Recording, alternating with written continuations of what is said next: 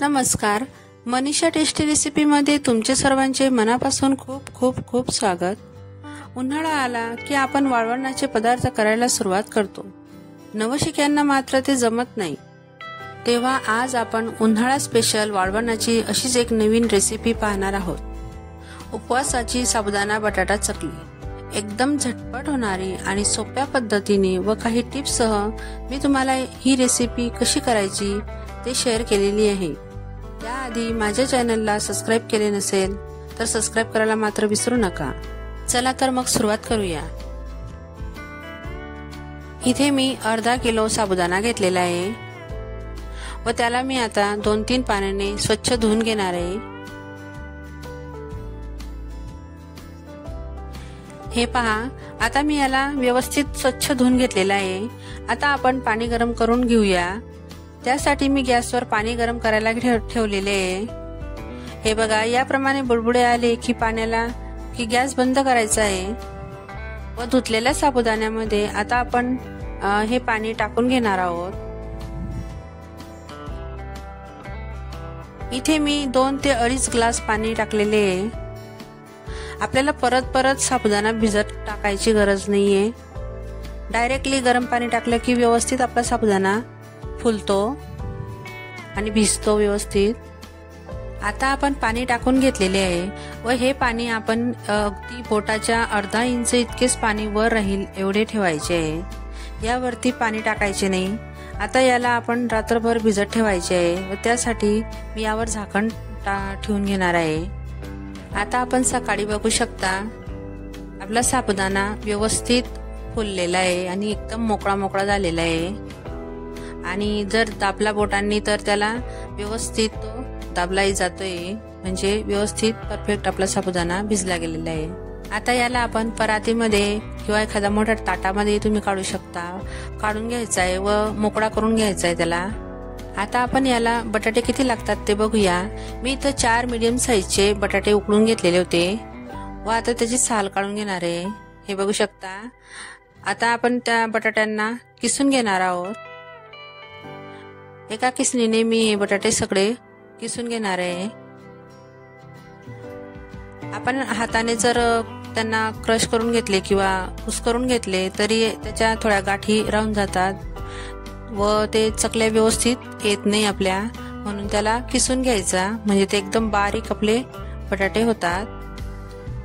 आता यामध्ये मी सगळे बटाटे किसून घेतलेले होते ते टाकून घेणार आहे व यामध्ये लागणारे साहित्य बघूया। इथं चवीनुसार मी 2 चमचे मीठ घेतलेले आहे। तुम्ही तुमच्या चवीनुसार मीठ घेऊ शकता व मी इथं लाल तिखट घेतलेले आहे।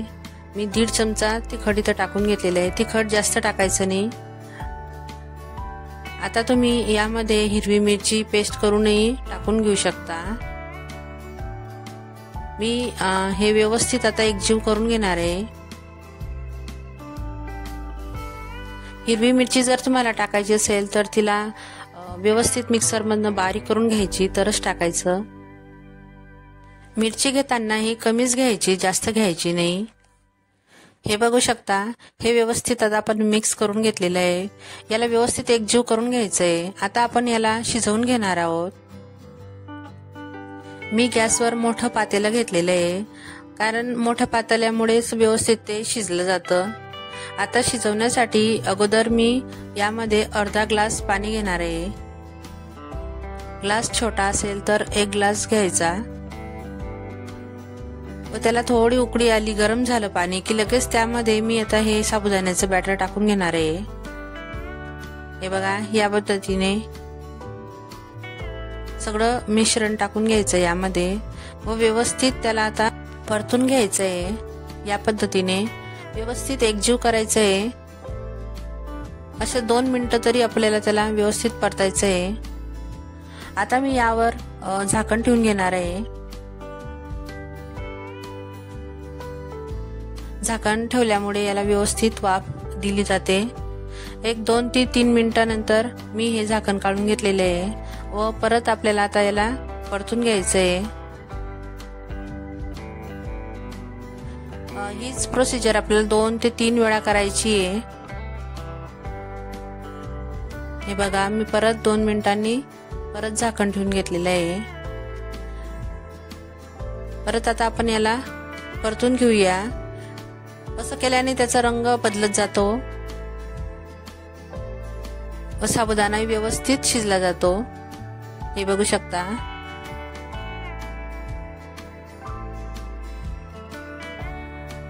आता आपला साबुदाणा व्यवस्थित शिजलेला आहे. हे बघा याचा रंग पूर्णपणे बदललेला आहे. एकदम सोपी पद्धत आहे ही. रंग बदललेला आपल्याला लगेच दिसतो, म्हणजे आपला साबुदाणाचं बॅटर तयार झालेलं आहे. आता मी कुरडया टाकून घेणार आहे.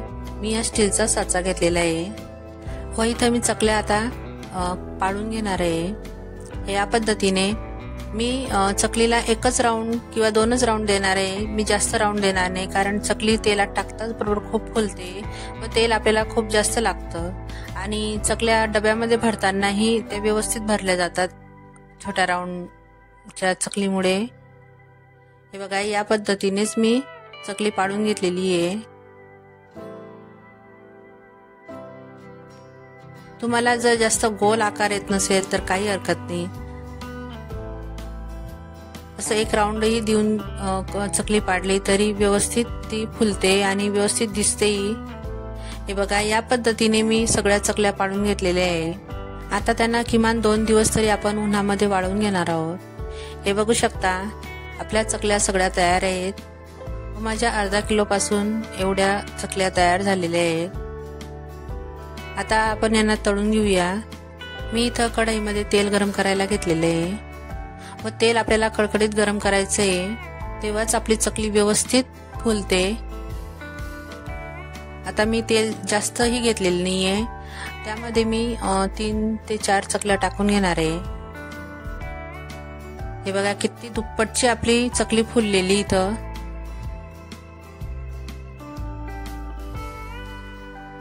अगदी 1 मिनिटामध्येच ती चकली फुलून आपली तयार होते. तिला पटकन पलटवून लगेच काढून घ्यायची. आता मी तुम्हाला परत अजून तळून दाखवते. हे बघा तेलामध्ये चकली टाकताच ती फुलायला लागते. हिला व्यवस्थित आपल्याला उन्हामध्ये वाळून घ्यायची, तरच ती फुलते, नाहीतर आतमध्ये ती थोडं कचवटपणा राहतो तिच्या. हे बघा लगेच फुलते. आपल्या बघा चकल्या तळून तयार आहेत. मी तुम्हाला आता एक तोडून दाखवणार आहे.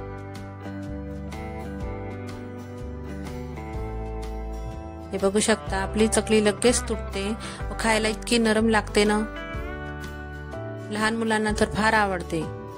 अशा तुम्ही वाळवणाच्या ह्या चकल्या उपवासाच्या करून ठेवल्या तर उपवासाच्या दिवशी साबुदाणा टाकायला विसरलात तर तुम्ही ह्या चकल्या पटकन तळून खाऊ शकता व कोणी पाहुणे आले तर त्यांनाही पटकन तळून देऊ शकता.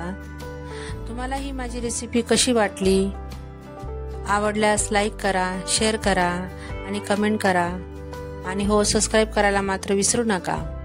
चला तर मग पुन्हा भेटूया अशाच एक नवीन रेसिपी सोबत. तोपर्यंत मस्त खा आणि स्वस्त राहा.